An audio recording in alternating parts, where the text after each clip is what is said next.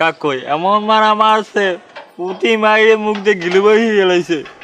আমি জিম করি না, মারলে করে আমিও মারতে পারতাম, কিন্তু সংগঠন আছে না, সংগঠনের দিকে চাই আমি কিছু কই নেই। তুমি থামো বাবা, কষ্ট লাগে। কথা কইস না।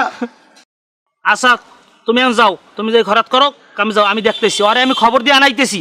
আর কোন বাপ খালু আর এই অর্ডার দিছে যে একজনের ইজারিকৃত জায়গা আরেকজনকে খরাত করবে, আর আমি টানাইতেছি। তুমি যাও, আমি তোমার বলাই লাইব যাও। আর একটা কথা যদি আমি না কই যাই, আমার মনে কষ্ট থাকতে যাইবে, কারণ মনের কষ্ট যদি প্রকাশ না করা যায় তাহলে ঝামেলা আছে। ওই যে কও কও কি কও।